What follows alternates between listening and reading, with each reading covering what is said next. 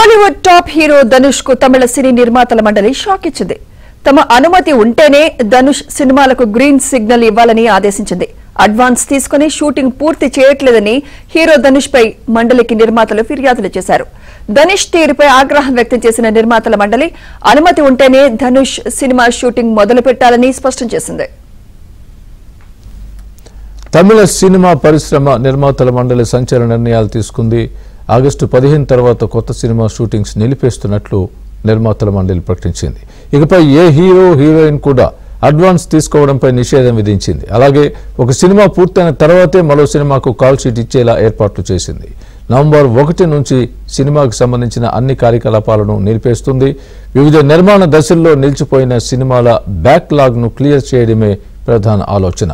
ఆర్టిస్టుల పారితోషికం, ఇతర ఖర్చుల కారణంగా ఉత్పత్తి వ్యయం పెరుగుతూ ఉండడం కూడా ముఖ్య కారణమని నిర్మాతల మండలి వెల్లడించింది.